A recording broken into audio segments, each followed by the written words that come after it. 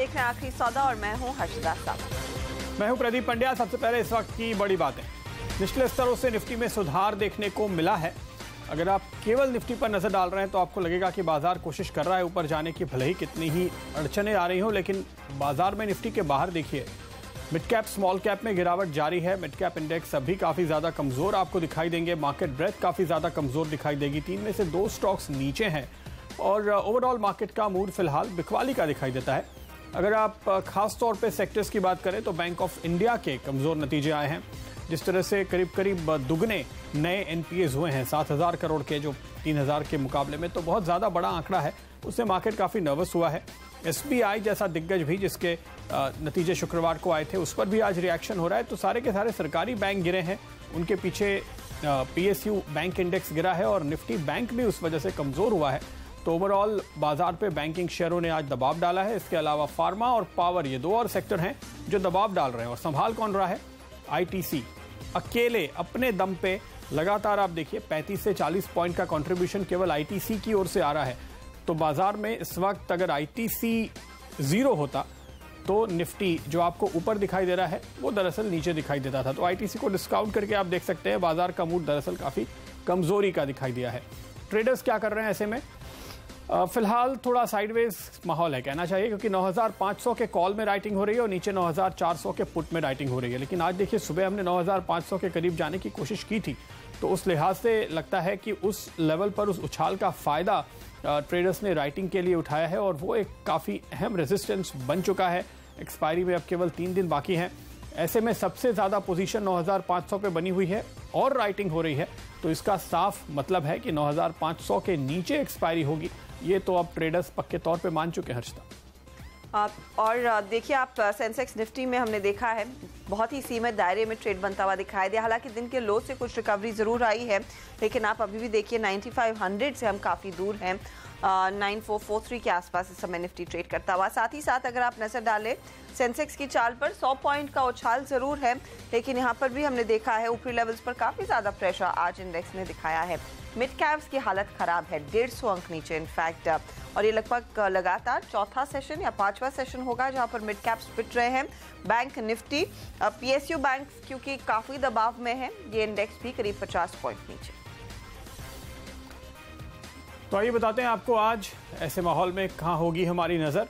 GST की दरें तय होने के बाद किन सेक्टर्स को फायदा, किन को नुकसान और कहां रखें आप नजर, अपने एक्सपर्ट से पूछेंगे। खासतौर पे आज देखिए आईटीसी हो या ज्यादातर जिन शेयरों में उतार चढ़ाव आया है उनमें जीएसटी का बड़ा हाथ है। टाटा मोटर्स, ये है नतीजा जो कल आने वाला है और इस पर हमारी नजरें बनी हुई हैं। आपको बताएंगे क्या है हमारी उम्मीद। रेलिगेयर सिक्योरिटीज के आशुबदान के राय जानेंगे और उनके पिक्स भी। इसके अलावा रोज की तरह कुछ ही देर में आपको बताएंगे कहां लॉन्ग करें और कहां शॉर्ट। 3 बजे लेकर आएंगे निफ्टी पे कॉल और 3:15 बजे बीटीएसटी या एसटीबीटी। लेकिन स्टॉक्स पर नजर डाल लेते हैं। भले ही सीमित दायरे में बाजार हो, लेकिन कुछ स्टॉक स्पेसिफिक एक्शन जोरों पर है। आईटीसी पहले आपके सामने आता हुआ, ये इनफैक्ट 3-4 स्टॉक्स हैं जो आज के हीरो साबित हो रहे हैं। आईटीसी में 5.5% का उछाल, जीएसटी में जो दरें आई हैं वो काफ़ी फेवरेबल है एफएमसीजी कंपनियों के लिए और साथ ही साथ सिगरेट के लिए भी न्यूट्रल है, तो आईटीसी भागता हुआ। यूनाइटेड स्पिरिट्स में भी हमने देखा है 7% का उछाल, यहाँ पर भी जीएसटी का ही इम्पैक्ट है। वालचंद नगर, क्योंकि सरकार ने एक स्पेशल प्राइवेटाइज्ड कंपनियों के लिए पॉलिसी तैयार की है डिफेंस में पार्टिसिपेशन के लिए, वालचंद नगर में 6.5% तक का उछाल बनता दिखाई दे रहा है। आईटीसी पर हमने नजर डाली, लेकिन बाकी एफएमसीजी प्लेयर्स देखिए, पराग मिल्क, मैरिको, ब्रिटानिया में भी अच्छे खासे वॉल्यूम्स पर आज खरीदारी बनती हुई दिखाई दे रही है। इंडेक्स को जो सपोर्ट मिल रहा है आईटीसी के बाहर भारतीय इन्फ्राटेल, एलएनटी, एचसीएल टेक जैसे काउंटर्स हैं जिन्होंने कुछ साथ दिया है, लेकिन पीएसयू बैंकों की हालत खराब है, खासकर एसबीआई। आपको याद होगा फ्राइडे के सत्र में नंबर्स के बाद तेजी आई, लेकिन फाइन प्रिंट पढ़ा है लोगों ने और एसोसिएट बैंक्स की एसेट क्वालिटी बिल्कुल खराब है और उसी का भार आज पेरेंट को दिख रहा है। पीएनबी, बैंक ऑफ बड़ौदा जैसे काउंटर्स भी है जहां पर सेल साइड की पोजीशंस बनती दिखाई दे रही हैं।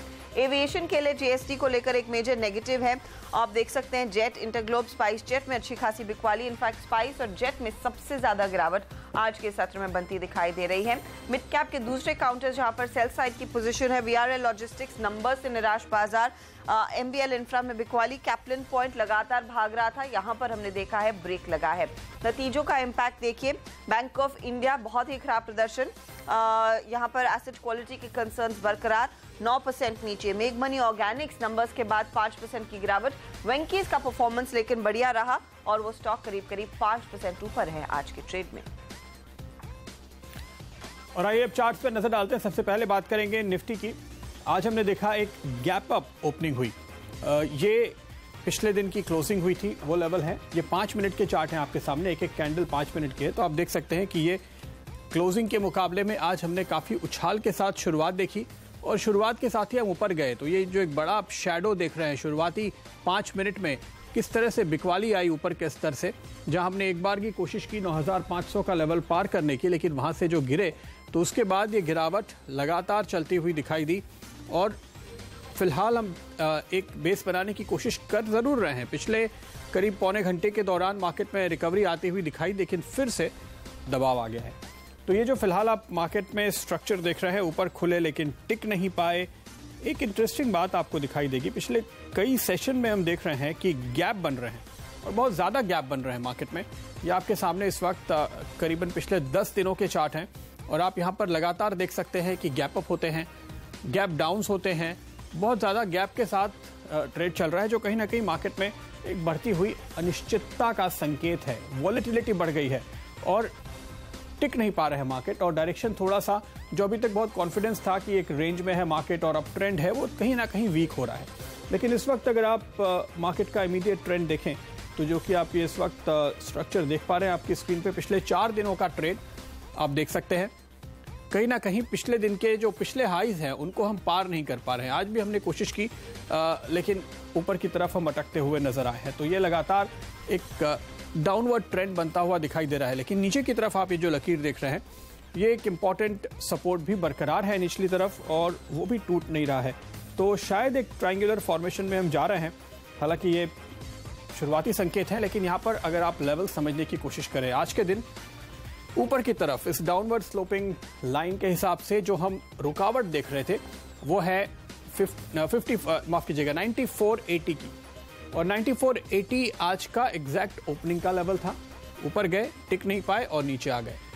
तो अब इस पैटर्न के मुताबिक अगर हम 9480 के ऊपर निकलते हैं तभी तेजी हो पाएगी, वरना बाजार दबाव में बना रहेगा। नीचे की तरफ अगर आप देखें तो काफी स्ट्रॉन्ग सपोर्ट 9370 के आसपास बना हुआ है, तो वो एक नीचे सपोर्ट की जोन है, यानी 100 पॉइंट का दायरा अब आप देख रहे हैं निफ्टी के लिए। नीचे की तरफ 9370 और ऊपर की तरफ 9470 9480 के लेवल। जब तक इनमें से ब्रेकआउट या ब्रेकडाउन नहीं होता, अगली चाल साफ नहीं होगी, तो फिलहाल हम इस रेंज में घूमते हुए दिखाई देंगे। आज का इंटरेस्टिंग स्टॉक कौन सा है, हम लगातार आपको हर रोज बताते हैं कि आज का सबसे इंटरेस्टिंग चार्ट हमें कौन सा दिखाई दे रहा है। और ये चार्ट हम आपको पहले भी दिखा चुके हैं, आज फिर से इसलिए दिखा रहे हैं क्योंकि पहली बात तो ये कि जब हमने पिछली बार आपको दिखाया था तब हमने कहा था कि यहाँ पर ब्रेकआउट हुआ है और ये ब्रेकआउट काफ़ी लंबा चलने वाला है। और आज आप देखिए ये आईटीसी है और आईटीसी ने आज अकेले अपने दम पे बाजार को जिस तरह से संभाला है, उससे साफ तौर पे जो हमारा भरोसा था वो इस पे और बढ़ा है। अब आप ये इस वक्त जो ये चार्ट देख रहे हैं, ये मंथली चार्ट्स है। हम आपको लगातार जो ये इंटरेस्टिंग चार्ट दिखाते हैं वो लंबी अवधि वाले चार्ट होते हैं, ट्रेडिंग नहीं, लेकिन लंबा निवेश आप कर सकते हैं इसमें। 2 साल के कंसोलिडेशन के बाद ये ब्रेकआउट हुआ था। 2 महीने पहले हमने आपको आईटीसी का चार्ट दिखाया था और आज इस पर लौट कर आए हैं इसलिए क्योंकि उस वक्त जब हमने ये ब्रेकआउट का चार्ट आपको दिखाया था तो हमने आपसे कहा था कि करीब 275 के आसपास एक स्ट्रॉन्ग सपोर्ट है आईटीसी के लिए। और आप देखिए पिछले 2 महीने से इसी लेवल पर ये सपोर्ट ले रहा है। तो अगर आप इस सपोर्ट को ध्यान में रखते हुए यहाँ पर किसी ने भी पोजीशन बनाई हो निचले स्तरों पे, तो आज देखिए एक जबरदस्त मजबूती, नए हाईज बनते हुए दिखाई दिए हैं। इस पैटर्न के हिसाब से आईटीसी का अगला टारगेट बनता है 340 रुपए, लेकिन वो इमीडिएट टारगेट है 340 रुपए का, जो यहाँ से हमें फिलहाल दिखाई दे रहा है। सबसे बड़ी बात यह है कि ये एक बहुत ही लंबे कंसोलिडेशन के बाद इसमें से बाहर निकला है। 2 साल के कंसोलिडेशन के बाद इसमें से बाहर निकला है। और यहाँ पर अगर आप देखें तो इसके पहले, इमीडिएट पहले, इसने एक बहुत ही लंबी तेजी दिखाई थी 2009 से लेकर 2014 तक। 5 साल की तेजी, 2 साल का कंसोलिडेशन और उसके बाद ब्रेकआउट, यानी अगले कम से कम 2-3-4 साल के लिए एक नई तेजी बनी है। तो 340 का टारगेट ऐसे में बहुत ही कंजर्वेटिव आपको दिखाई देगा। फिलहाल अगर आप आईटीसी पे दाव लगा रहे हैं, हम आपसे एक बार फिर यही कहेंगे, करीब 280 के आसपास एक इंपॉर्टेंट सपोर्ट है, हालांकि 300 पे है ये स्टॉक। और अगर आप लंबी अवधि के लिए ले रहे हैं तो स्टॉप लॉस की चिंता मत कीजिए और ना ही टारगेट की चिंता कीजिए। ये बहुत ही लंबी रेस का घोड़ा साबित होने वाला है। एक बार फिर कई सालों के इंतजार के बाद फिर से आईटीसी आपको नई चाल देता हुआ नजर आ रहा है। इस पर आप बहुत आराम से भरोसा कर सकते हैं और अपने पोर्टफोलियो में जरूर शामिल करना चाहिए इस स्टॉक को। अर्चना, इन लेवल्स पर अगर कोई खरीदता है शेयर, उस पर भी हम कॉल लेंगे, लेकिन फिलहाल आपके सामने हमारा फियर और ग्रीड मीटर, जहां पर हम देख रहे हैं 46 के आसपास ये ट्रेड बनता हुआ। तो ऊपरी लेवल से जो बाजार हल्का हुआ है वो साफ झलक रहा है हमारे फियर एंड ग्रीड मीटर में भी। विश्वेश चौहान है। Vishwesh, stock of the moment ITC ही है, बताइए क्या लेवल्स आगे दिखाई देंगे अगर कोई करंट लेवल्स पर तेजी की पोजीशन लेता है?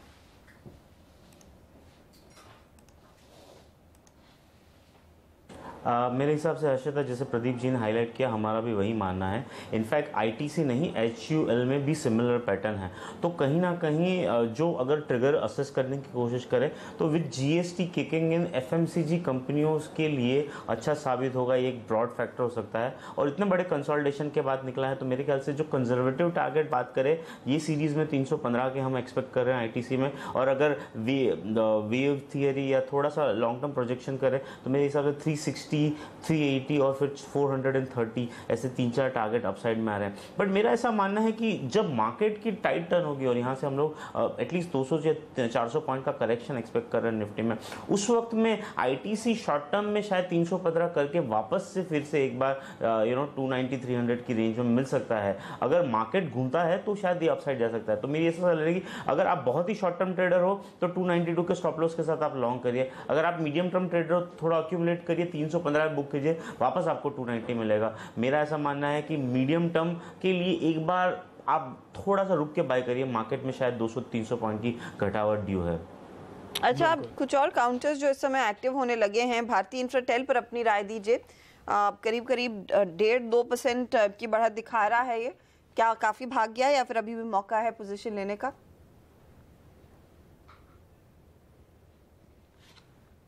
देखिए, अगर हर्षिता एक्सपायरी के पॉइंट ऑफ व्यू से बात करें तो it is a very very similar structure like a Motherson Sumi. अगर थ्रू आउट दी 350 से 380 के बीच में ओपन इंटरेस्ट राइज हो रहा है, इसकी आईवीज फॉल हो रही है, I would be very much pleasant. और मैं एक्सपेक्ट कर रहा हूँ कि अगले शायद 4 से 5 दिन में इसमें एक 5 to 7% का स्पाइक आया। तो अगर कोई ट्रेडर इसको लॉन्ग करना चाहता है तो इसका स्टॉप लॉस 373 का बनता है। प्रॉब्लम ये होती है कि फ्यूचर में जब आप लॉन्ग करते हो तो 10 रुपये का स्टॉप लॉस काफ़ी बड़ा हो जाता है from a retail point of view. तो उस पॉइंट ऑफ व्यू से आप इंफ्राटेल में अगर आपको रिस्क लेना है तो आप 390 का कॉल ऑप्शन खरीद लीजिए इंफ्राटेल का, और उसके सामने 400 रुपये के 2 कॉल ऑप्शन बेच दीजिए। तो 390 का 5 रुपये में कॉल ऑप्शन मिल रहा है और 400 रुपये का 2 रुपये 20 पैसे मिल रहा है। तो मोटा मोटी आपकी कॉस्ट बनेगी 1 रुपया, so 391 would be a break even. और अगर 5-4-5% का मूव ये एक्सपायरी में आता है तो ये 1 रुपया जो है वो बढ़ के मेरे ख्याल से ऊपर में 5 रुपये 7 रुपये तक भी जा सकता है। सो आई वुड लाइक टू, जब हम एक्सपायरी के नज़दीक जाते हैं और बहुत ही क्लियर चार्ट होते हैं, वहाँ पे हम रेशियो स्प्रेड से प्ले करते हैं। तो मेरे हिसाब से best way to play Infratel, आप 380 का एक कॉल ऑप्शन खरीद दीजिए, 390 का एक कॉल ऑप्शन खरीदे और 390 के 2 कॉल ऑप्शन बेच दीजिए। ओके, ये है आपके लिए स्ट्रैटेजी इंफ्राटेल पे। लेकिन अगला स्टॉक जिस पे मेरी नज़र है वो है बैंक ऑफ इंडिया, क्योंकि अब करीब 11% नीचे आ गया है। जिस तरह से यहाँ पर नए एनपीएस काफ़ी बढ़कर आए हैं और पिटाई होती जा रही है, कहीं राहत नहीं मिल रही। 11.25% के आसपास कमजोर होता हुआ। अच्छा, ये पिछली सीरीज का हीरो था विश्वेश, आपको याद हो तो 137 से चलना शुरू हुआ था और 178 पे एक्सपायरी हुई थी। इस सीरीज में 197 तक गया तो लोगों ने लॉन्ग रोल भी किए, मुनाफा भी कमाया। लेकिन अब इस बार तो लग रहा है कि ये बहुत ही जबरदस्त तरीके से इसमें बुल्स ट्रैप हो गए। क्या करेंगे? जी डेफिनेटली आपने जो वर्ड यूज़ किया बुल स्ट्रैप हो गया वही है, डेटा भी वही इंडिकेट कर रहा है प्रदीप जी कि इसमें मेजर लॉन्ग अनवाइंडिंग हो रही है। इनफैक्ट मेरा ऐसा मानना है कि कहीं ना कहीं आज की जो इम्प्लाइड वॉलेटिलिटी में शॉर्ट अप आया है, तो इसकी अगर आप हिस्टोरिकल वॉलेटिलिटी देखेंगे तो इसकी हिस्टोरिकल वॉलेटिलिटी इतनी ज़्यादा नहीं होती है लेकिन लास्ट ये सीरीज के स्टार्ट से जो इसकी एचवी रहती थी अराउंड 35, वो स्पाइक होके हो गई है 55 और आज के दिन में उसकी इम्प्लाइड वॉल है 78। तो मेरा ऐसा मानना है स्टॉक की अगर 78% की आईवी है, एक्सपायरी को 3 दिन है, तो इसमें आप शॉर्ट स्ट्रेंगल या फिर at the money straddle short करने का सोच सकते हैं। मेरा ऐसा मानना है कि करंट लेवल पे जिस हिसाब से बैंक ऑफ इंडिया में people are getting excessively bearish, definitely इसमें नेक्स्ट सपोर्ट जो आ रहा है वो 140 के करीब आ रहा है, लेकिन 160 की अगर इसकी स्ट्रेडल देखे तो मेरे हिसाब से उसका क्रेडिट अगर आप देखें एक जस्ट 150 की स्ट्रेडल देखे तो आपको 26 रुपीज़ क्रेडिट मिल रहा है। अगर 150 की स्ट्रेडल आप शॉर्ट करें तो आपको 26 रुपीज़ क्रेडिट मिल रहा है, प्लस व्यू बेरिश है। तो मैं अगर ऑप्शन ट्रेडर हूं तो मैं इस चीज़ का फायदा उठाऊंगा, प्लस मैं डाउनसाइड भी प्रोटेक्ट कर रहा हूं। तो 150 की आप स्ट्रेडल बेच दीजिए, 26 रुपये क्रेडिट मिल जाएगा, तो आपको 176 तक कवर हो गया और नीचे में 124 तक कवर हो गया। मेरे ख्याल से ये बहुत ही अच्छी स्ट्रेटेजी होगी। 71 की आईवी है, एक्सपायरी को 3 ही दिन बाकी है, 150 की straddle around 26 is very good shot according to me. 150 वाली स्ट्रेडल बेचने को कह रहे हैं? हाँ जी सर। ओके, तो स्ट्रेडल बेचने का मतलब यह है कि आप 150 के लेवल वाला कॉल और पुट इस सीरीज का दोनों बेचेंगे तो ये कहेंगे कि हमने स्ट्रेडल बेचा। दोनों तरफ आप राइटिंग करेंगे और इससे आप प्रीमियम कमाएंगे। और विश्वेश का कहना यह है कि एक्सपायरी जहां भी होगी फाइनली आपका पे आउट निकलने के बाद आपको मुनाफा ही होगा। आज आप जितना प्रीमियम कमा लेंगे वो, क्योंकि इस समय लोग बहुत एक्सेसिवली बेरिश हो गए हैं और प्रीमियम बहुत ज़्यादा हो गया है। जैसे कि वो बता रहे थे कि वॉलेटिलिटी बहुत ज़्यादा है, तो वॉलेटिलिटी या आईवी जो हम देखते हैं वो दरअसल ये होती है कि इस वक्त करंट प्राइस से ऊपर नीचे वाले ऑप्शंस के भाव कितने ज़्यादा हैं। जब आईवी बढ़ती है तो ऑप्शन के भाव बढ़ जाते हैं। इस समय ऑप्शन के दाम काफ़ी ज़्यादा बढ़े हुए हैं। आप बेरिश हैं और आप पुट लेंगे तो भी हो सकता है कि नुकसान में रहें, बुलिश हैं और कॉल लेंगे तो भी हो सकता है कि नुकसान में रहें, लेकिन दोनों बेचेंगे तो मुनाफे में रहेंगे। यह फिलहाल इस स्टॉक का खेल जो विश्वेश आपको समझाने की कोशिश कर रहे थे। विश्वेश, आपसे लेंगे इजाज़त। शुक्रिया आपका इस स्ट्रैटेजी और तमाम स्टॉक्स पर आपकी राय देने के लिए। लेंगे एक छोटा सा ब्रेक के बाद हमारे साथ जुड़ेंगे हमारे 2 और नए एक्सपर्ट्स, उनसे लेंगे स्टॉक्स पर राय।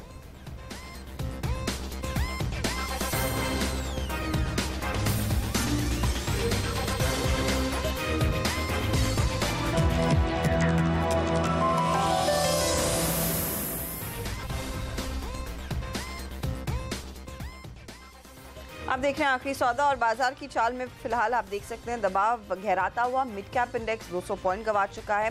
बैंक निफ्टी की ओर से दबाव आ रहा है, ये लगभग 100 पॉइंट नीचे है इंडेक्स। और यहाँ पर पीएसयू बैंकों की हालत एकदम खराब है। पीएसयू बैंक इंडेक्स आपकी स्क्रीन पर लेकर आएंगे तो आपको अंदाजा लगेगा कि कितना बड़ा झटका इस स्पेस से बनता हुआ दिखाई दे रहा है। एसबीआई जैसे काउंटर्स हैं जो करीब 4% गंवा चुके हैं और पीएसयू बैंक इंडेक्स इस समय 4.5% की गिरावट के साथ ट्रेड करता हुआ दिखाई दे रहा है। तो ये फिलहाल है सबसे कमजोर कड़ी इस मार्केट की जो ज्यादा प्रेशर डाल रही है बाजार पर। हमारे साथ है ट्रेडस्विफ्ट ब्रोकिंग के डायरेक्टर संदीप जैन और साथ ही कोटक सिक्योरिटीज के VP technical research Shrikant Chauhan. आप दोनों का स्वागत है।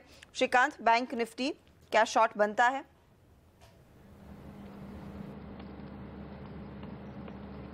Good afternoon. देखिए, वैसे बैंक निफ्टी एक रेंज में है और अगर आप इस पर्टिकुलर कॉम्बिनेशन को देखते हो तो उसमें पीएसयू बैंक में काफ़ी अच्छी एक बिकवाली हम देख रहे हैं, बट प्राइवेट बैंक्स काफ़ी स्टेबल है और अपने इंपॉर्टेंट सपोर्ट से रिवर्स हो रहा है। इनफैक्ट एचडीएफसी बैंक तो अपने न्यू ऑल टाइम हाई में ये ट्रेड कर रहा है। तो समझ मुझे लगता है कि बैंक निफ्टी में शॉर्ट करके मुनाफा कमाना काफ़ी मुश्किल हो जाएगा, क्योंकि जो पीएसयू बैंक्स है वो ऑलमोस्ट अपने इंपॉर्टेंट लेवल्स के आसपास आ चुके हैं और अगर इनमें अगर एक रिकवरी देखी गई तो शायद मुझे लगता है कि बैंक निफ्टी में वापस एक बढ़त देखने को मिलेगी। तो इसी वजह से मुझे लगता है कि बैंक निफ्टी में शॉर्ट नहीं करना चाहिए।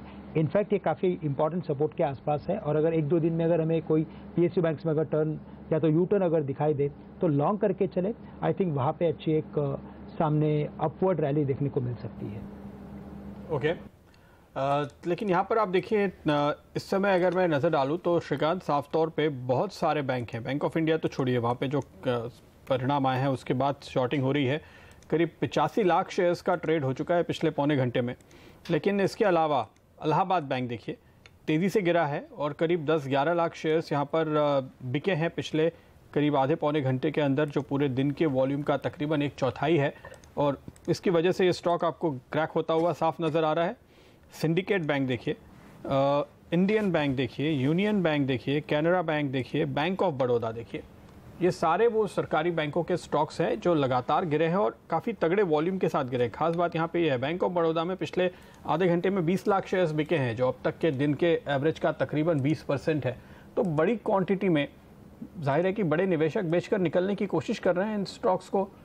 क्या लगता है, कहीं इंडिविजुअल स्टॉक्स में शॉर्ट बनता है? इंडिविजुअल स्टॉक्स में अगर देखा जाए तो मुझे लगता है कि ये जो जितने भी सेकेंड रन के जो बैंक है, लाइक इलाहाबाद बैंक है, आंध्रा बैंक है या सिंडिकेट बैंक है, उनमें डेफिनेट हमें अच्छा एक सेलिंग देखने को मिलेगा। और मुझे लगता है कि आने वाले और कुछ दिन इनमें और सेलिंग देखने को मिलेगा। उसका रीज़न यही रहेगा कि जहाँ पे जो फ्रंटलाइन स्टॉक है, अगर वहाँ पे अगर इतनी बुकिंग हो रही है तो फिर सेकेंड लाइन स्टॉक्स में से लोग निकलने का सोचेंगे। और ये जो लास्ट लेग था, अगर आपने देखा होगा बैंक निफ्टी का या तो ओवरऑल बैंक स्टॉक्स का, तो उसमें काफ़ी अच्छी एक तेज़ी देखी गई थी, ये सब मिड कैप्स बैंक में। और मुझे लगता है वही एक ट्रेडिंग पोजीशंस जो है उसमें से निकल रही है और काफ़ी सारे लोग शॉर्ट भी हो रहे हैं। तो वॉल्यूम बेस्ड जो जॉबिंग है वो इस पर्टिकुलर सेक्टर में ज़्यादा हो रहा है, क्योंकि इसमें वॉल्यूम्स और लिक्विडिटी काफ़ी है। बट समाव मुझे लगता है कि बैंक ऑफ इंडिया, पीएनबी और बैंक ऑफ बड़ौदा ये अपने इंपॉर्टेंट सपोर्ट्स के आसपास जैसे ही आएंगे, मुझे लगता है इनमें वापस एक वैल्यू बाइंग होती हुई नजर आएगी। क्योंकि आने वाले दिनों का जो एक ओवरऑल फॉर्मेशन जो बैंक निफ्टी का बना हुआ है, वो मुझे लगता है कि ये 23,700 या 24,000 के लेवल्स को छूते हुए नजर आएगा। और करंट लेवल पे अगर करेक्शन बढ़े तो ये 22,500 तक आ सकता है। तो 200 पॉइंट के लिए या तो 1% के लिए यहाँ पे बैंक निफ्टी में शॉर्ट करके चलना मुझे लगता है कि फायदेमंद हो सकता है। ओके, एसबीआई जिस तरह से पिटा है, आपकी क्या राय रहेगी संदीप जैन? क्योंकि एसोसिएट बैंक्स की हालत खराब है और वहीं से सबसे ज्यादा प्रेशर देखने को मिला है और वही पूरा मूड बिगाड़ रहा है। अब क्या आगे क्या कॉल क्या रहेगा एसबीआई पर? क्या ये फैक्टर इन हो चुका है या फिर आगे कुछ और मार खाएगा?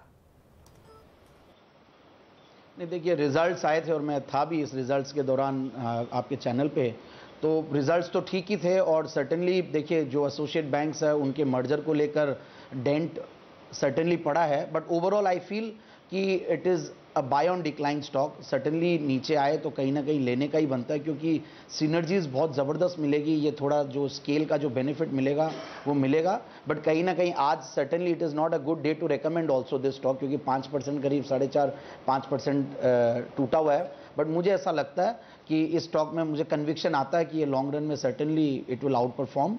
एंड कहीं ना कहीं हो सकता है कि प्राइवेट सेक्टर बैंक्स जो ऑलरेडी काफ़ी चल चुके हैं और काफ़ी हायर वैल्यूएशंस पे भी है, उनके सामने ये स्टॉक भी अच्छा परफॉर्म करेगा। सो जो भी मर्जर्स हुए हैं और जो भी ये शॉर्ट टर्म प्रॉब्लम्स है ये सब सॉल्व होंगी, और सरकार भी जिस तरीके से एनपीए की प्रॉब्लम को लेकर एक्शन में है, तो इन सब का बेनिफिट मिलेगा ओवरऑल। और देखिए जीएसटी वगैरह सब है, काफ़ी चीज़ें थी आज मार्केट में, आईटीसी की वजह से सर्टेनली ग्रीन में थोड़ा बहुत मार्केट दिख रहा है, बट ओवरऑल काफ़ी करेक्शन है मिड कैप्स और स्मॉल कैप्स और बैंक निफ्टी को लेकर, तो थोड़ा सेंटिमेंट्स डाउन है, but overall buy on declines. Sandeep ji, bullishness की वजह क्या है? 7,000 करोड़ के नए एनपीए हुए हैं देखिए बैंक ऑफ इंडिया में, और कब से सफाई हो रही है, अभी और कितनी सफाई होगी ये समझ में नहीं आ रहा, इसलिए लोग पैनिक में हैं, इसलिए बेच रहे हैं। आपको कॉन्फिडेंस क्यों है?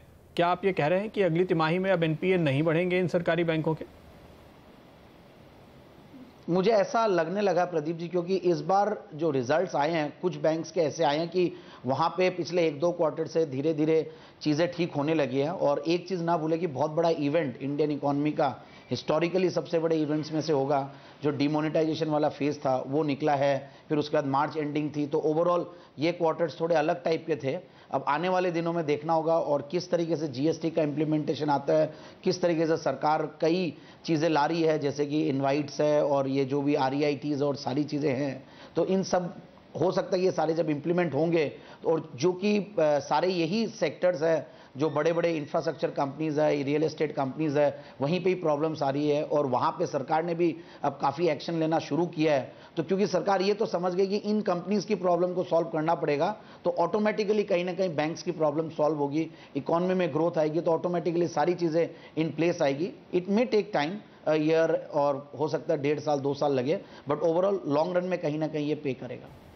चलिए, यहाँ तो चिंता ये है कि अगले क्वार्टर में क्या होगा अगर इस तरह से एनपीए बढ़ रहे हैं। आशु मदान हमारे साथ अब जुड़ चुके हैं।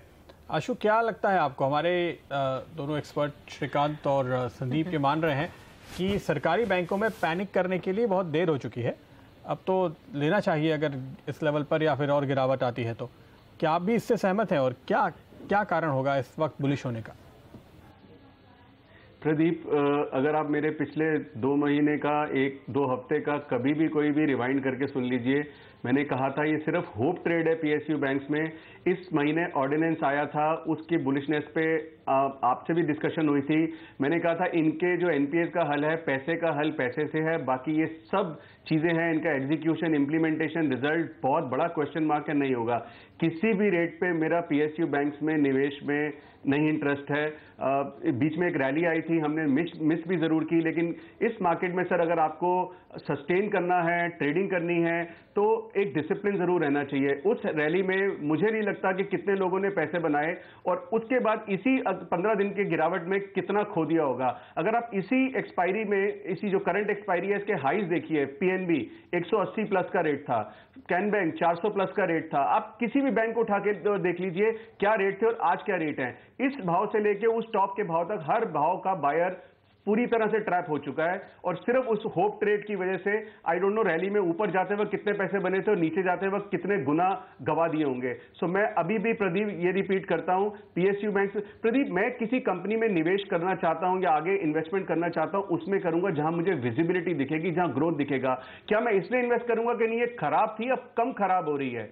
सो आई थिंक ये अभी भी हम एनपीएस के आसपास घूम रहे हैं, it is a long way to go. मुझे कोई बिजनेस, न्यू बिजनेस की विजिबिलिटी नहीं दिखती आधे से ज्यादा पीएसयू बैंक्स में। So Pradeep, categorically I will sound repetitive, strict no from my side PSU banks. मैं कोई भी पेयर ट्रेड करता हूं प्रदीप, कैटेगरिकली अपने क्लाइंट्स को रेकमेंड करते हैं, हिंदुस्तान लीवर प्लस करिए, 1050 का टारगेट था, पिछले हफ्ते भी दिया मैंने, आईटीसी प्लस करिए, उसके अगेंस्ट कोई भी पीएसयू बैंक भेज दीजिए। हर पेयर ट्रेड में आप पीएसयू बैंक शॉर्ट कर दीजिए और कुछ लॉन्ग रखिए। आई थिंक 99% चांस है कि आपके पैसे बनेंगे। बिल्कुल, और यहाँ पे सबसे बड़ी चिंता की बात यह है कि पीएसयू बैंक और प्राइवेट बैंक का तमाम जो नतीजे हैं आप देखिए, प्राइवेट बैंक 20%, 25% और कुछ छोटे बैंक 35% की ग्रोथ दिखा रहे हैं, एनबीएफसीज 30% की ग्रोथ दिखा रही हैं। तो कस्टमर सारे जो हैं सरकारी बैंकों के वो तो जा रहे हैं प्राइवेट बैंक और एनबीएफसी की तरफ, तो इवेंचुअली यहाँ पे केवल इन्वेस्टर बचेंगे, ऐसा लगता है। और लॉसेस शायद उन्हीं के सर पर इस समय मल दिए गए हैं, जिस तरह का फॉल आज फिर आता हुआ दिखाई दिया। हम लेंगे एक छोटा ब्रेक, लेकिन आगे निफ्टी पर क्या रणनीति होनी चाहिए इस एक्सपायरी वाले हफ्ते में, ये आपको बताएंगे, और साथ ही साथ बीटीएसटी की पोजीशंस भी आप बने रहिए सीएनबीसी आवाज के साथ।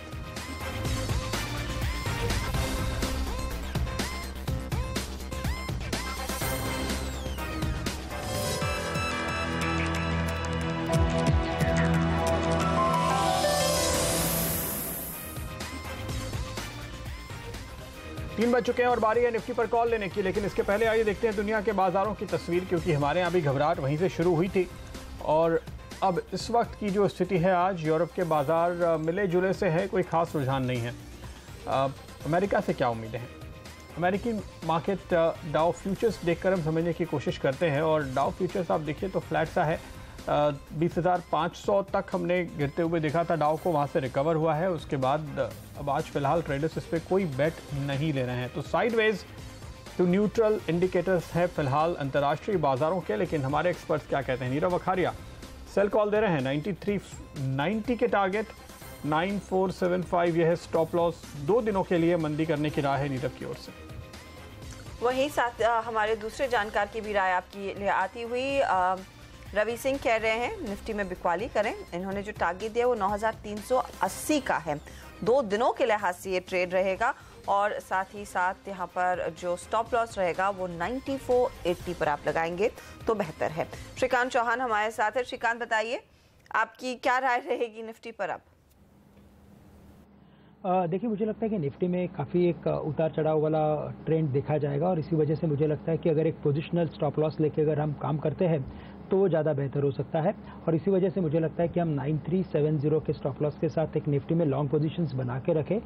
उसकी वजह ये भी है कि पिछले अगर आप 2 या 3 दिन का अगर आप ट्रेंड देखते हो तो जो मार्केट के क्लोजिंग्स है वो 9420 के आसपास मेंटेन हो रहे हैं और इसी वजह से मुझे लगता है कि मार्केट एक बार वापस से 9550 के लेवल्स को रीचैलेंज कर सकता है आने वाले दिनों में। और वैसे भी देखा जाए तो एक्सपायरी पास में है और एक्सपायरी का अगर आप ओवरऑल ऑप्शन डेटा अगर आप देखते हो तो 94 और 95 के रेंज के अंदर ही काफ़ी सारी जो आने वाली एक्टिविटी है वो देखने को मिल सकती है और इसी वजह से मुझे लगता है 9370 के स्टॉप लॉस के साथ निफ्टी में लॉन्ग बना के रखना फायदेमंद हो सकता है।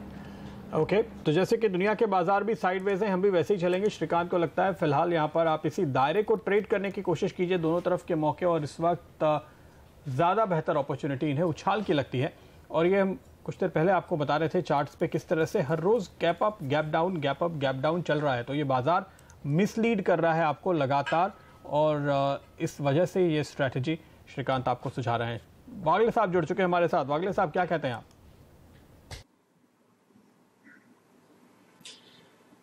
आफ्टरनून प्रदीप, मेरा व्यू है 94-95 के बीच रहेगा और ऊपर के लेवल में मैं बेचना चाहूंगा, शायद 20-30-40 पॉइंट ऊपर। मेरा स्टॉप लॉस 95.10 का रहेगा, उसके आसपास सेलिंग आ रही है।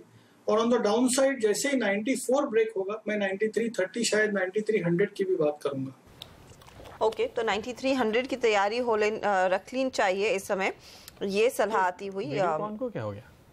इनफैक्ट प्रदीप, ऐसे कई काउंटर्स हैं जिनमें एक गहरा क्रैक आता हुआ दिखाई दे रहा है। वीडियोकॉन उनमें से एक है। कजारिया सेरेमिक्स में हम देख रहे हैं ऊपरी लेवल से काफ़ी बिकवाली आती हुई। GSFC में गिरावट अब गहरी होती हुई। वीडियोकॉन ऑफ कोर्स इस समय 20% का नॉक ले रहा है, एक लो सर्किट पर आ गया, तो यहाँ पर तो कुछ डेवलपमेंट डेफिनेटली होगा, लेकिन कई ऐसे स्टॉक्स हैं जो काफ़ी टूट रहे हैं at the moment. GSFC, Madras fertiliser, जुआरी एग्रो, ये सारे फर्टिलाइज़र स्टॉक्स हैं, इनमें बहुत तेज़ी से बिकवाली आती हुई पिछले कुछ मिनटों के दौरान ज़ोर से गिरे ये स्टॉक। तो काफ़ी सारे मिड कैप्स हैं जहां पर हमको ये थोड़ी पैनिक अचानक से दिखाई दे रही है। आशु, क्या लगता है आपको इस वक्त 3 बजे के आसपास ये जो गिरावट चल रही है, कोई टेक्निकल कारण देखते हैं? Pradeep, I think expiry pressure है। जैसे मैंने बताया कि मेजॉरिटी ऑफ PSU बैंक्स या कुछ ऐसे मिड कैप स्टॉक्स हैं जिनमें ऊपर में जो ट्रेडिंग पोजीशंस हैं, आई थिंक मुझे लगता है कि लॉन्ग स्ट्रैप हो चुके हैं। आपने अभी जैसे एक मेंशन किया था, index is misleading, index is definitely misleading. इस एक्सपायरी में हमने लास्ट प्रीवियस 2 हफ्ते में भी बात की थी कि स्टॉक स्पेसिफिक एक्शन है। जब तक ये इंडेक्स कंसोलिडेशन में है, make the most of it. लेकिन जहां पे भी पहला डेंट पड़ेगा वहीं से एक गिरावट शुरू हो सकती है, तो वही स्टॉक्स में गिरावट ज्यादा देखने को मिलेगी। इंडेक्स में गिरावट बहुत ज्यादा लंबी अभी नहीं दिखती है, कंसोलिडेशन रहेगा, डिसेप्टिव रहेगा। इंडेक्स देख के लगेगा कि इंडेक्स में इतनी मारामारी या पैनिक नहीं है जितना स्टॉक्स में रहेगा। सो आई थिंक जितने स्टॉक्स अब ये एक्सपायरी टाइम पे है, ऊपर में ट्रैप हो चुके हैं, उसमें मुझे नहीं लगता कि किसी भी स्टॉक में अगले 4 दिन में या कुछ दिनों में किसी को एग्जिट मिलेगा। ओके, मुश्किल होगा यहाँ पर एग्जिट्स भी लेना। मिड कैप्स की हालत खराब है, लेकिन सेंसेक्स होल्ड आउट कर रहा है। हमने पहले ITC की बात की, लेकिन कुछ और काउंटर्स हैं, भारतीय इंफ्राटेल, जी एंटरटेनमेंट, HCL टेक और टाटा मोटर्स, जो बाजार को सहारा जरूर दे रहे हैं। टाटा मोटर्स के कल नंबर्स आने वाले हैं, अब क्या उम्मीद करनी चाहिए? सोनम मेहता हमारे साथ है। सोनम, बताइए क्या अनुमान है?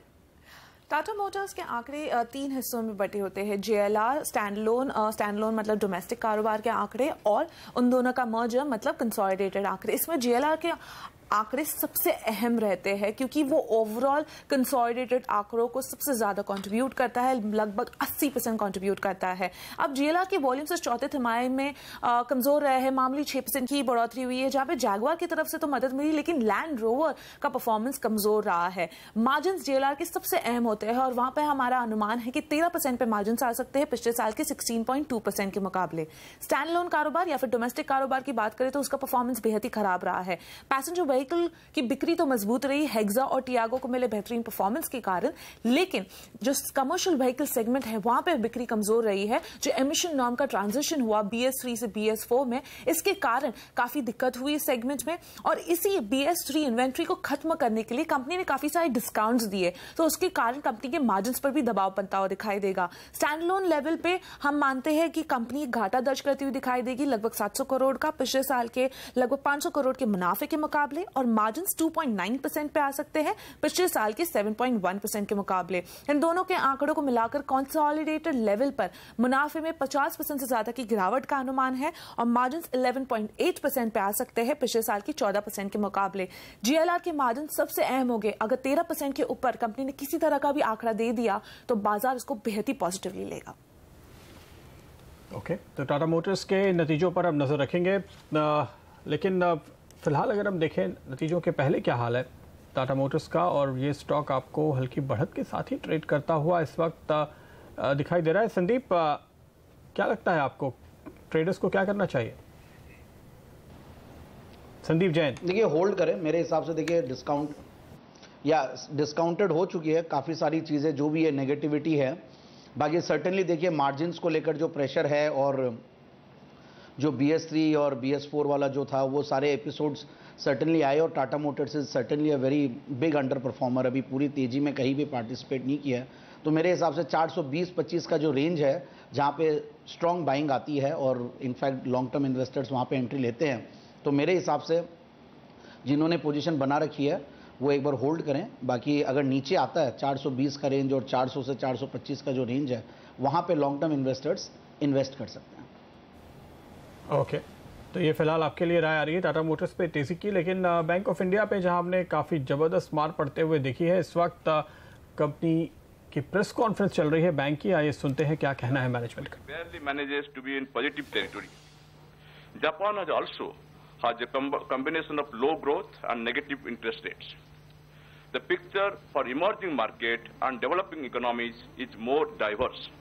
The growth rate in China was a bit stronger than expected, supported by continued policy stimulus. It is projected to grow by 6.5% to 6.7% in current year 2017. But economic activity was weaker than expected in some Latin American countries currently in recession, such as Argentina and Brazil, as well as Turkey, which faced a sharp contraction in tourism revenues. Activity in Russia better than expected during Q4 2016 and Q1 2017 due to firmer oil prices, which may decline yet again due to moderation in the same. Indian financial landscape is in the cusp of change. We successfully implemented the demonetization exercise. Benefit of demonetization were felt across the financial spectrum by way of liquidity surplus, low interest rate and low bond yields. Bank of India के management यहाँ पर कुछ जानकारी देते हुए जब नतीजों पर कोई खास अहम बातें निकल कर आएंगी तो हम फिर आपको वहाँ ले चलेंगे। इस बीच आपको दिखाएं कि डाउ फ्यूचर्स अब कमज़ोर होते हुए नजर आ रहे हैं, लेकिन कुछ स्टॉक्स जहाँ आखिरी मिनटों में तगड़ी खरीदारी हो रही है। चोलामंडलम इन्वेस्टमेंट, इस स्टॉक पे आप नजर डालिए। अभी अभी यहाँ पर जबरदस्त खरीदारी आई है। सुबह से बिकवाली चल रही थी और अचानक से दिन के हाईस पर आ गया है। वॉल्यूम पिछले कुछ मिनटों में यहाँ करीब 12,000 शेयर्स की खरीदारी हुई है पिछले 10 मिनट के अंदर, और ये उछाल बनता हुआ नजर आ रहा है। वागले साहब, क्या लगता है?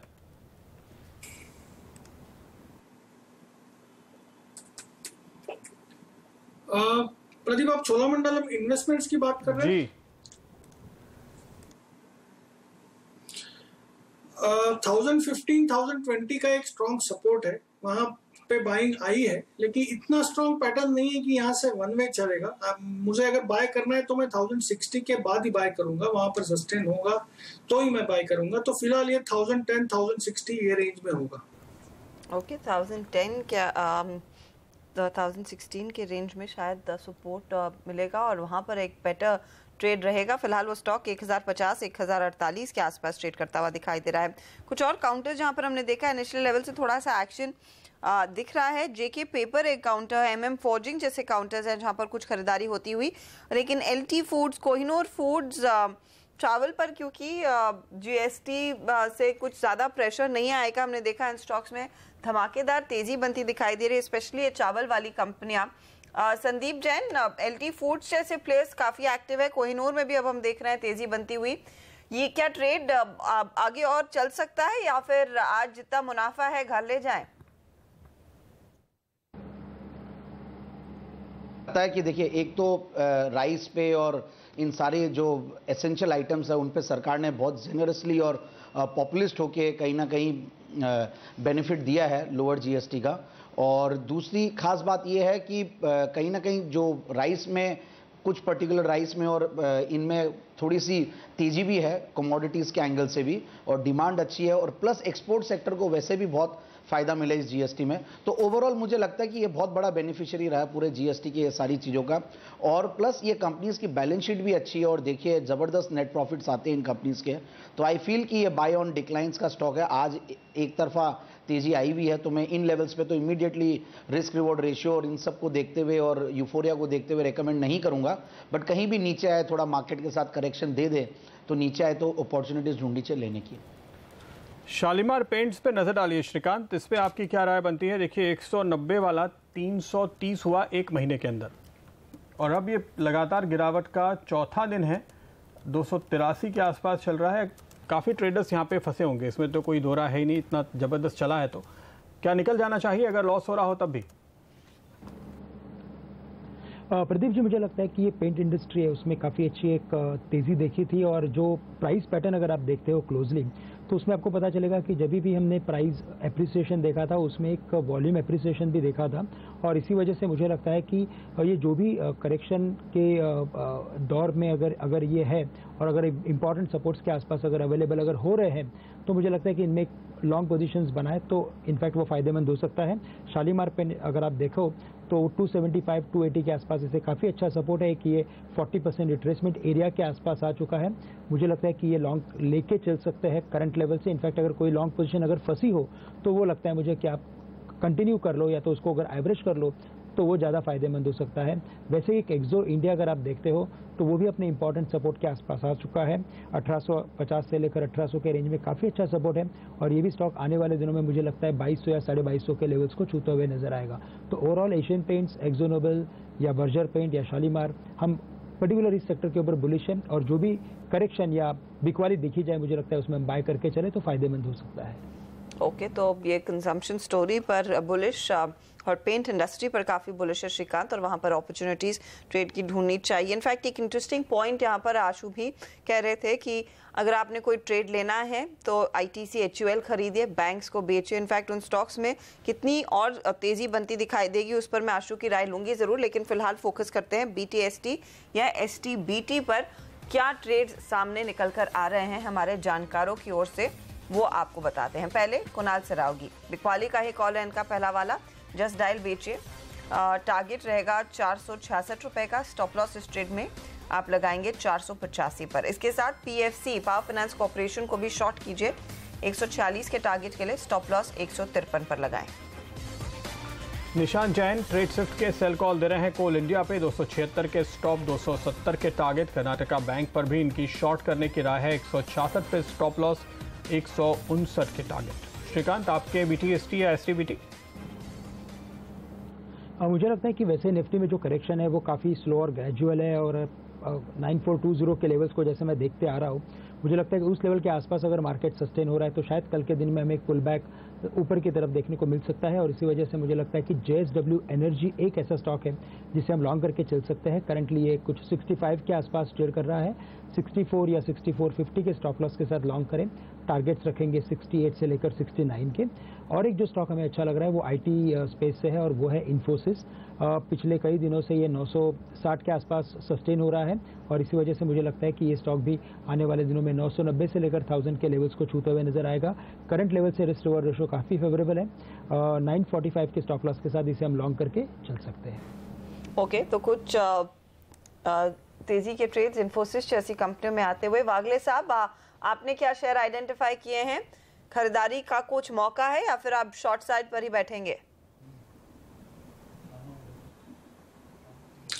नहीं अर्शदा, मैं एक BTST मतलब बाय करके चलूंगा, एक STBT के साथ जाऊंगा। मेरा BTST कॉल होगा ITC जो बाय किया जा सकता है, मुझे बहुत ही ज्यादा स्ट्रेंथ लगती है। कल ही नहीं, अगले कुछ दिनों में ये अच्छा मूव दे सकता है। ये 298 के स्टॉप लॉस से बाय करें फॉर अ टारगेट ऑफ 309। और बेचने के लिए NIIT टेक मुझे वीक लगता है, ये 493 के स्टॉप लॉस से बेचे फॉर अ टारगेट ऑफ 480। ये सिर्फ कल के लिए है। ओके, तो ये है कॉल्स फिलहाल आपके लिए आती हुई। BTST या STBT वो स्टॉक जहां पर आज आप इस वक्त ट्रेडिंग की पोजीशन बना सकते हैं और ये उम्मीद कीजिए कि आपको शानदार रिटर्न मिलेंगे। इस बीच एक स्टॉक देखिए भूषण स्टील, जहां पर हम तेज़ी से गिरावट आते हुए देख रहे हैं और भूषण स्टील इस वक्त तकरीबन हम कह सकते हैं 94 के नीचे फिसला है। दो रुपए के आसपास की गिरावट देखते देखते आ गई है। यहाँ पे वॉल्यूम भी अच्छे खासे दिखाई दिए हैं। पिछले कुछ मिनटों के अंदर हमने करीब 1.5 लाख शेयर्स बिकते हुए देखे हैं, जिसके बाद ये आपको कट नज़र आ रहा है। तो पूरे दिन के ट्रेड का करीब 15 से 20% वॉल्यूम अभी आया है और इस बिकवाली के चलते ये स्टॉक टूटा है। इस स्टॉक पे श्रीकांत क्या राय देंगे आप? भूषण स्टील में कोई ट्रेडिंग पोजीशन हो तो काटेंगे?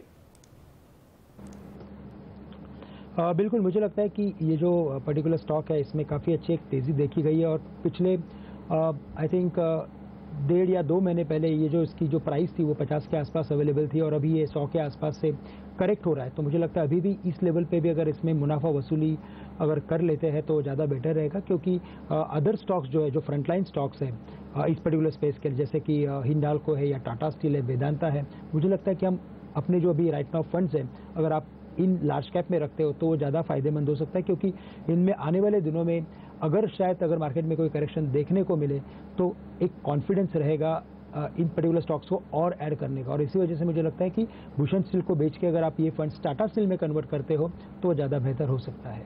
स्विच कीजिए टाटा स्टील की तरफ। भूषण स्टील ऑफ कोर्स एक शॉर्ट ही है। आशु, ITC HUL आपने कहा कभी भी खरीदे जा सकते हैं, अगर आप बैंक्स उसके सामने बेचते हैं तो पैसा जरूर बनेगा। क्या ये अगली तगड़ी थीम रहेगी बाजार को सहारा देने की या फिर नए हाईस पर ले जाने की? और HUL 1000 के ऊपर आप खरीदेंगे या फिर दूसरी कंपनियों पर भी नजर डालेंगे? नहीं हर्षदा, मैं बिल्कुल इनके साथ रहना चाहूंगा। मुझे ये नहीं पता कि ये अगली तेजी को ये अकेले लेके जा सकते हैं, बट डेफिनेटली मैंने लास्ट वीक भी बोला था मेरा इस एक्सपायरी का टारगेट 1050 के अराउंड का HUL का था। और ITC में भी जिस तरह का मोमेंटम बना हुआ है, दोनों स्टॉक्स में री रेटिंग है, दोनों में मोमेंटम बना रहेगा। और मुझे नहीं लगता कि बहुत सारे लोगों के हाथ में इस एक्सपायरी पे है। ऑन द कॉन्ट्री, जिस तरह से बैंक्स में लॉन्ग स्ट्रैप्ड है, देयर इज अ पॉसिबिलिटी कि ITC में शॉर्ट स्ट्रैप्ड है, तो ITC में एक शॉर्ट कवरिंग अभी और आ सकती है। सो दोनों में लॉन्ग करना चाहिए। इसके साथ मैं एक और भी स्टॉक बोलूंगा कि अगर लॉन्ग करना है इस एक्सपायरी में तो लार्सन एंड टुब्रो, LNT भी स्ट्रॉन्ग काउंटर है, उसमें भी अगर आप इन द मनी ऑप्शन लेके एक्सपायरी तक के लिए छोड़ दें तो मुझे लगता है कि एक अच्छा मूव मिल सकता है। ये तीनों स्टॉक्स हैं जो बहुत अच्छी मूवमेंट दिखा रहे हैं, कुछ स्टेबल है, लेकिन इनके अगेंस्ट फिर भी मेरा कैविएट है कि PSU बैंक्स या इवन आप DLF में देखिए, DLF एक बहुत स्ट्रॉन्ग काउंटर था। जिस तरह से कल और आज के अंदर इसमें गिरावट आई है, मुझे लगता है ये भी एक काउंटर है जो शायद एक इस एक्सपायरी में अब वीकनेस बन सकती है काफी। सो आई थिंक कुछ long and short mix portfolio जरूर रखना चाहिए। जो लॉन्ग वाले स्टॉक्स हैं HUL, ITC, LNT एंड बाकी I mean most of the PSU banks, DLF या कुछ रियल एस्टेट स्टॉक्स हैं जिनको हम शॉर्ट कर सकते हैं। भारतीय इंफ्राटेल रैली कर रहा है। बागले साहब, क्या तेजी की पोजीशंस अभी भी ली जा सकती हैं?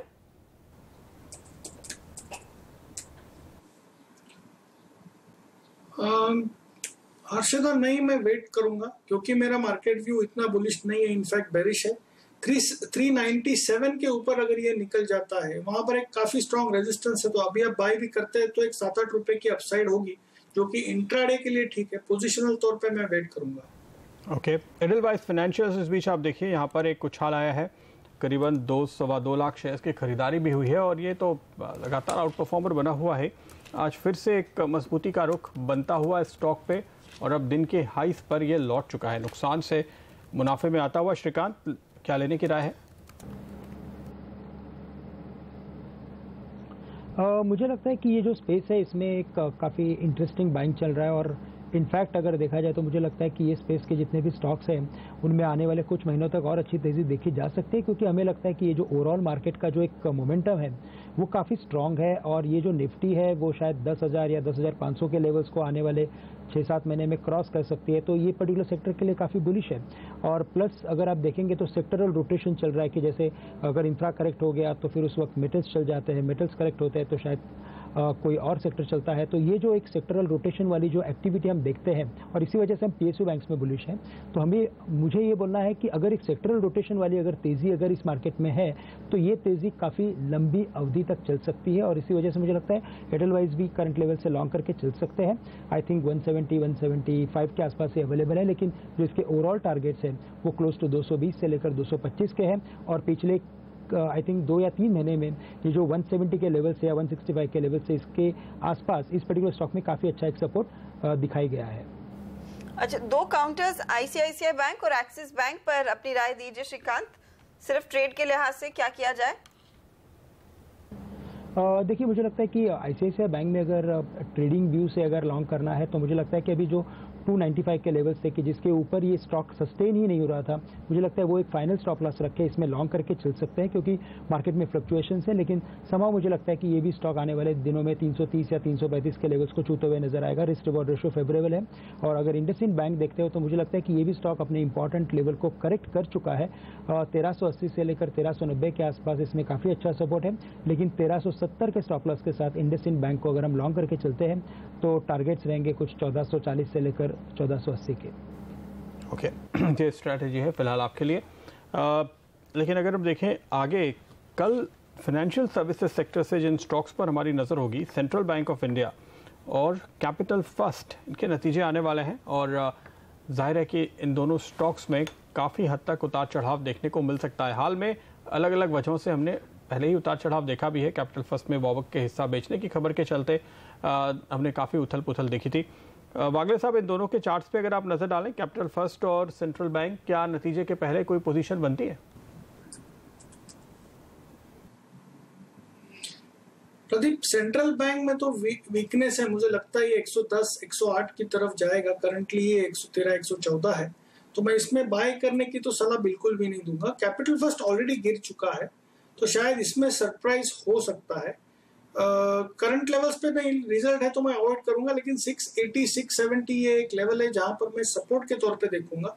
अगर ये लेवल ब्रेक नहीं होता है और कल स्ट्रेंथ आती है तो ये 740, 750 की तरफ जा सकता है। ओके, ये फिलहाल आपकी राय है। इस बीच कुछ और काउंटर्स जो तेजी से स्लिप कर रहे हैं। आरसीएफ देखिए, इस पर हमारी नज़र पहले भी गई थी जब हम जीएफसीएफसी की भी बात कर रहे थे। इंजीनियर्स इंडिया, इंडिया सीमेंट, ये कुछ काउंटर्स हैं जहां पर हमने देखा है स्लाइड आता हुआ और वो लोस के आसपास ही ट्रेड दिखा रहे हैं। ईआईएल के नंबर्स का अभी भी इंतजार है। संदीप, क्या एक्सपेक्ट कर रहे हैं आप इस पर्टिकुलर कंपनी से? क्योंकि मुझे याद है संदीप जैन, ये सवाल आपके लिए है, क्योंकि फ्राइडे के सत्र में भी कुछ बिल्टअप था इस काउंटर में, लेकिन अब वो पोजीशंस कट रही हैं। नहीं, बट मुझे ऐसा लगता है कि इंजीनियर्स इंडिया में जिन्होंने भी निवेश कर रखा है बिल्कुल निवेशित रहना चाहिए।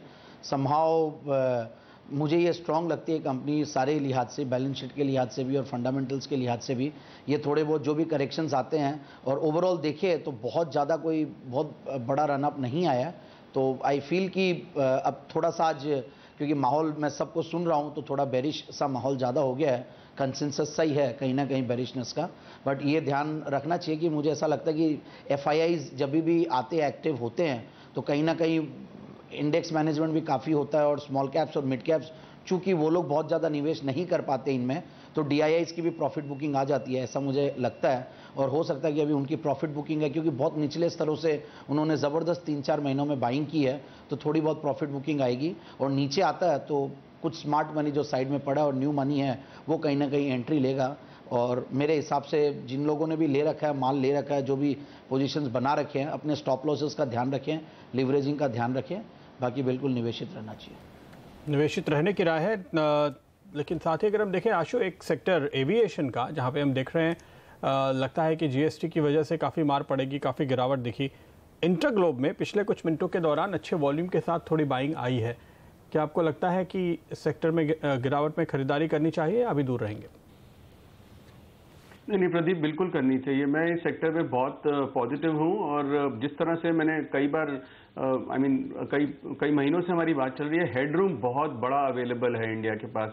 अगर आप, मैं फिर रिपीट करता हूँ, अगर आप इंडिया को बाकी एशियन पेयर से कंपेयर करें तो आई थिंक वहाँ से डोमेस्टिक ट्रैफिक 9 to 10% है, जो कि इंडिया में अभी भी 2 या 3% है। तो बहुत बड़ा हेडरूम अवेलेबल है और आने वाले टाइम में ये मतलब जनरली एक कंसोलिडेशन में या किसी न किसी वजह से एक बहुत लंबी मूव नहीं देता, लेकिन इसको थोड़ा पेशेंटली होल्ड करना चाहिए और आप डेफिनेटली सरप्राइज होंगे when you hold it for a little medium to longer term के ये आपको अच्छी रिटर्न दे सकता है। सो आई थिंक किसी भी गिरावट में मैं तो पॉजिटिव हूं और एविएशन में I mean certainly I am positive and किसी भी गिरावट से मुझे कोई कंफ्यूजन या कोई घबराहट नहीं होगी मार्केट के चलते हुए। ऑन द कॉन्ट्ररी ये शायद एक ऐसा सेक्टर बनेगा कि जो कि इतना लेवरेज नहीं है, जो इतना ओवरबॉट नहीं है कि जब मार्केट में कंसोलिडेशन का मूव आएगा तो एक अच्छा मूव देख सकते हैं इसके अंदर हम।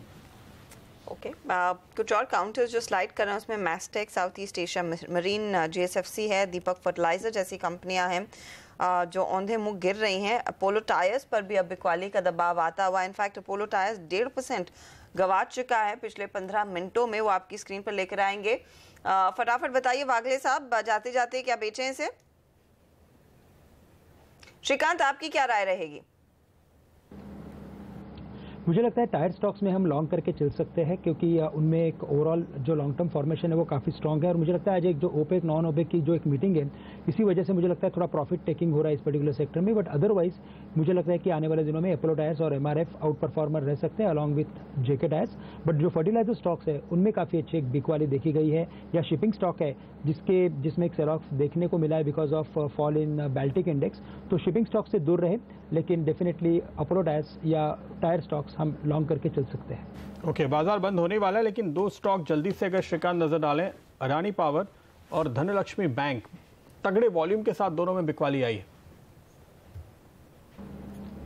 देखिए मुझे लगता है कि जो अडानी पावर है उसमें डेफिनेटली अगर हम दूर रहे तो ज़्यादा अच्छा बेहतर रहेगा क्योंकि ओवरऑल ट्रेंड काफ़ी उतना क्लियर नहीं है। लेकिन धनलक्ष्मी बैंक में मुझे लगता है कि ये जो एक सेल ऑफ देखने को मिल रहा है it is because of trading positions और इसी वजह से ये स्टॉक नीचे आ रहा है। बट ये मुझे लगता है कि काफ़ी अच्छी अपॉर्चुनिटी रहेगी अगर पोजिशनल व्यू के बेसिस पे अगर इसे बाय किया जाए तो।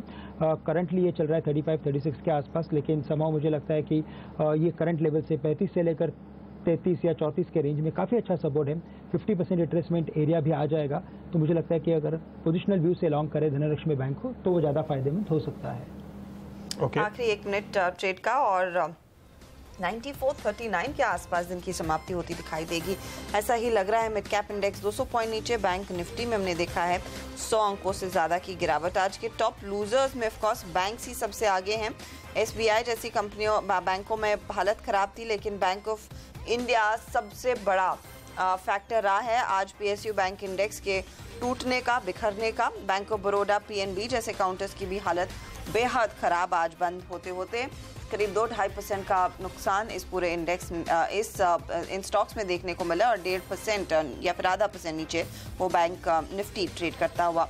इसके अलावा आप देखिए काउंटर्स जो फिसले हैं आखिरी आधे घंटे में, जिन्होंने काफ़ी ज़्यादा प्रेशर डाला, और मिड कैप्स या फिर छोटी कंपनियों में भूषण स्टील है 4% से ज़्यादा का नुकसान, कुल मिलाकर ये 5% नीचे। Mastek, Ramco, VRL logistics, south east Asia marine, sickle logistics, Eros जैसे काउंटर्स, JSFC, कैप्लिन पॉइंट, इसमें हमने देखा है पिछला आधा घंटा बहुत एडवर्स रहा है, सबसे ज़्यादा बिकवाली यहाँ पर आती हुई दिखाई दी है। तो बहुत ही नेगेटिव नोट पर आज दिन की समाप्ति होती हुई और मिड कैप्स मेरे ख्याल में चौथा सेशन होगा जहां पर लगातार डिक्लाइंस ही देखने को मिले हैं। वीक विकेट्स आज की ऑफकोर्स एविएशन कंपनियां थी जहां पर काफ़ी ज़्यादा प्रेशर बनता हुआ दिखाई दिया है। PSU बैंक, इंफ्रा कंपनियां थी। फर्टिलाइजर काउंटर्स बाजार बंद होते होते जहां पर हमने देखा है प्रेशर काफ़ी आया, लेकिन एक ही सेविंग ग्रेस जो आप कह सकते हैं वो है ITC। अगर ITC इतना भागता नहीं तो शायद ही निफ्टी 11 पॉइंट ऊपर रहता है। इनफैक्ट यहाँ पर बड़ी मार मिलती, करीब 6% का उछाल इस स्टॉक ने दिखाया आज इंटरडे। बिल्कुल, लेकिन JP एसोसिएट्स पे भी आप नजर डालिए, आखिरी मिनटों में काफ़ी तेज़ी से गिरा है और 11 रुपये के करीब ये स्टॉक पहुँच गया है। JP एसोसिएट्स में लगातार हम बिकवाली का दौर देख रहे हैं और ये स्टॉक पिछले 3 दिनों में अगर आप देखें तो 14 से 11 पे आ गया है। 14 रुपए के लेवल से 11 यानी 3 रुपए निकल गए। करीब करीब 20% से अधिक का नुकसान हो जाता है। ये आपको लगता है कि 3 रुपए है, लेकिन इस लो प्राइस स्टॉक के लिए ये 20% है। सिर्फ 3 सेशन के अंदर हमने ये ज़बरदस्त गिरावट स्टॉक में आते हुए देखी। और आज भी देखिए करीब 11% नीचे। जो हम खबरें सुन रहे थे यहाँ पर रिस्ट्रक्चरिंग की, उसके चलते जो उछाल आया था गुरुवार को, लगता है उसके बाद से बिल्कुल हालत पस्त है स्टॉक की। इस बीच चलिए मार्केट के फाइनल प्रोविजनल लेवल्स जो फिलहाल हमारे सामने हैं, 9450 के नीचे जाकर के फिर से हम बंद हो रहे हैं। क्या ये एक कमजोरी का संकेत है श्रीकांत? कैसे देखते हैं इस क्लोजिंग को आप? निफ्टी और बैंक निफ्टी दोनों पे ही अगर आप नजर डालें, बैंक निफ्टी 22,650 के करीब बंद हुआ है। देखिए निफ्टी वैसे शॉर्ट टर्म में अगर आप देखेंगे तो अगर आप वीकली फॉर्मेशन को देखते हो स्पेशली, तो उसमें एक शूटिंग स्टार जैसा फॉर्मेशन बना हुआ है जो एक इंडिकेट करता है कि या तो बुल्स टायर्ड हो रहे हैं या तो जो बेयर्स है वो एक अपने ओवरऑल मार्केट के ऊपर ग्रिप लेने की ट्राई कर रहे हैं और इसी वजह से मार्केट में एक लोअर टॉप के जो फॉर्मेशंस है वो बनते जा रहे हैं। But at the same time अगर आप देखेंगे तो जो 9370 का लेवल है वो काफ़ी इंपॉर्टेंट है और जो मार्केट में फ्लक्चुएशंस है वो बढ़ गया है और इसी वजह से अगर कोई एक कॉल लेके अगर इस पर्टिकुलर मार्केट में खड़ा रहना है तो ज़्यादा बेहतर हो सकता है, क्योंकि स्टॉप लॉसेस फिर कम रहेंगे। और इसी वजह से मुझे लगता है कि 9370 के लेवल्स जब तक मार्केट ना तोड़े तब तक मुझे लगता है कि इन बिटवीन मार्केट में एक पॉजिटिव एक्टिविटी देखने को मिलेगी। जैसे आज एक गैप अप ओपनिंग देखी थी या तो फ्राइडे को एक गैप अप ओपनिंग देखी थी और जैसे 9450 के नीचे बंद हुआ है, इससे कोई फर्क नहीं पड़ रहा है। अगर 9420 के इंपॉर्टेंट लेवल को अगर मार्केट कल के दिन में अगर गैप डाउन के बेसिस पे अगर ओपन करे और वहां पे अगर सस्टेन रहे तो फिर ये शायद 9370 को रीचैलेंज कर सकता है। तो 9420 ये काफी इंपॉर्टेंट लेवल है निफ्टी के लिए। श्रीकांत 39 पॉइंट है आईटीसी की वजह से, और अगर वो 39 पॉइंट निकाल दीजिए तो 9400 के करीब या उसके आधे पॉइंट नीचे क्लोज हुआ है निफ्टी, ये मानेंगे हम? क्या कहते हैं?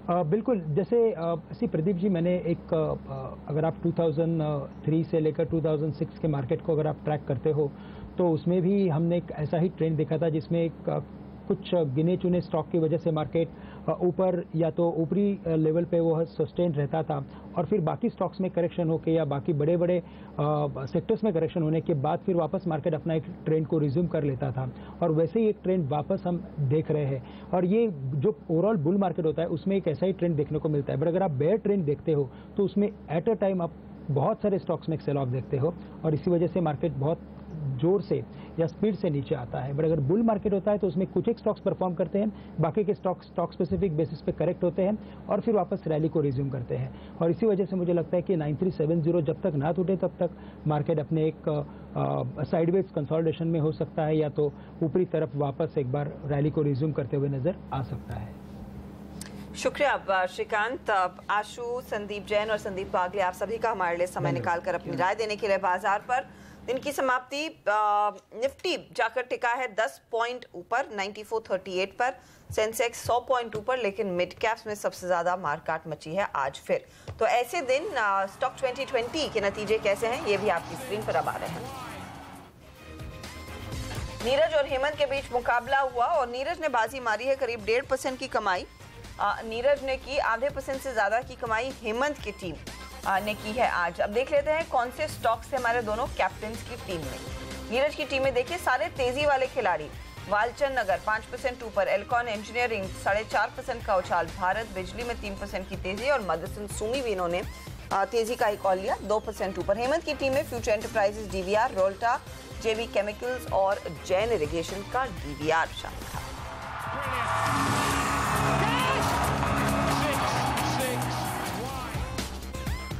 और इसके साथ ही आखिरी सौदा में फिलहाल हमें दीजिए इजाजत, लेकिन बने रहिए सीएनबीसी आवाज के साथ, क्योंकि ब्रेक के बाद आज की चाल का पूरा रिकैप हम लेकर आएंगे मार्केट टॉप 20 में नेहा के साथ। नमस्कार।